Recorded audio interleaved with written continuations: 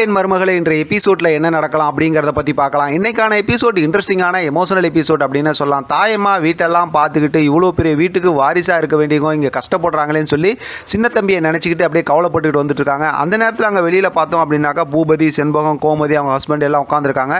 சின்ன தம்பிக்கிட்ட ஏதாவது கலாட்டா பண்ணும் அப்படிங்கிறதுக்காக அவங்கள டீ எடுத்துகிட்டு வந்ததுக்கப்புறம் கீழே கொட்டி விட்டுட்டு அதை துடைக்க சொல்லி இந்த மாதிரிலாம் சொல்லிட்டு இருக்காங்க. அதெல்லாம் பார்க்குற தாயம்மா ரொம்ப கோவப்பட்டு எல்லா உண்மையும் சொல்லிடுறாங்க. சின்ன தம்பி தான் அந்த ஜமீனுக்கே வாரிசு அப்படிங்கிற மாதிரி விஷயமா அபிராமியோட குழந்தை அவங்க தான். அபிராமி கிட்ட ஏற்கனவே இருந்தாங்கல்ல முத்து, அவங்க வந்து சிவகாமியோட புள்ள அப்படிங்கிற மாதிரியும் சொல்லிடுறாங்க. அதெல்லாம் வந்து அபிராமி கேட்கும்போது ஆமான்னு அவங்கள்ட்ட அந்த உண்மையெல்லாம் சொல்கிறாங்க.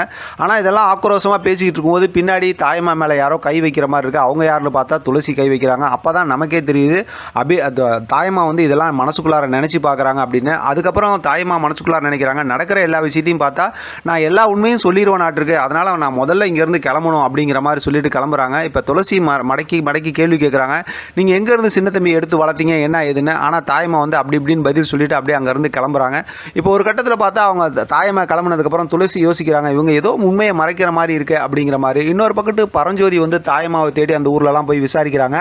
ஆனால் தாயம்மா அந்த ஊரில் இல்லை, கிளம்பி போயிட்டாங்க அப்படிங்கிற மாதிரி சொல்கிறாங்க. பரஞ்சோதிக்கு அவங்களால எந்த விஷயமும் கண்டுபிடிக்க முடியல. இப்போ தாயம்மா வீட்டில் இருந்து வெளியில் கிளம்பி அப்படி நடந்து போயிட்டு இருக்காங்க. அங்கே பார்த்தோம் அப்படின்னா சிவகாமி அவங்க ஹஸ்பண்டும் காரில் வந்துட்டு இருக்காங்க. பரஞ்சோதி வந்து நம்ம அப்பா கிட்ட, அதாவது அவங்க அப்பா கிட்ட பரஞ்சோதி பேசினதுலேருந்து ஏதோ ஒரு விஷயத்தை மறைக்கிற மாதிரி தெரியுது அப்படிங்கிற மாதிரி யோசிக்கிறாங்க. இப்போ தாயம்மாவையும் பார்த்துடுறாங்க. தாயம்மா கிட்ட பேச போங்காட்டிலும் தாயம்மா வந்து ஆட்டோவில் ஏறி போயிடுறாங்க. இப்போ வந்து இன்னும் சந்தேகம் வந்து சிவகாமிக்கு அதிகமாகிடுது.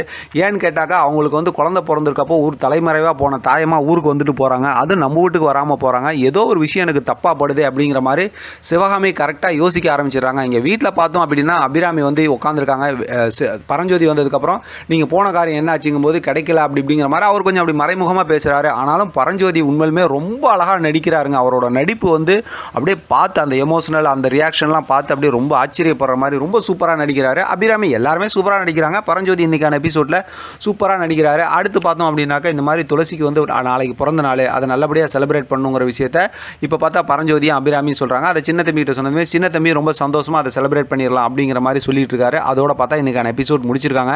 நாளை அப்படிங்கிற எபிசோடில் பெருசாக எதுவும் ப்ரொமோ காட்டல, அதனால் அதையுமே இதில் பேசிடலாம். இப்போ வந்து சின்ன தம்பி வந்து அவர் லவ் பண்ணுற அந்த பொண்ணுக்கு வந்து பிறந்த நாள்னு சொல்லி கோயிலுக்கு போகிறாரு. அந்த நேரத்தில் பார்த்தோம்னா நாளைக்கான பிறந்த நாள் வந்து துளசிக்கும் இருக்குல்ல. இப்போ துளசி எல்லாம் பேசிக்கிட்டு நீங்கள் லவ் பண்ணுற பொண்ணோட பேர் என்னங்கும் போது அம்மு அப்படிங்கிறாங்க. அப்புறம் தான் ஃபோட்டோவும் காட்டிட போகிறாங்க. மொத்தத்தில் நம்ம முதல்ல இந்த உண்மை தெரியும்னு பார்த்தோம் அப்படின்னாக்கா இப்போ துளசிக்கு தான் உண்மை தெரிய போதாட்டிருக்கு. பார்க்கலாம் ஸ்டோரி அடுத்து எப்படி இன்ட்ரெஸ்டிங்காக கொண்டு போகிறாங்கன்னு. இதை பற்றின உங்களோட கருத்து கமெண்ட் பாக்ஸில் தெரியப்படுத்துங்க. தொடர்ந்து ஆதரவு கொடுங்க. தேங்க்யூ ஃபார் வாட்சிங்.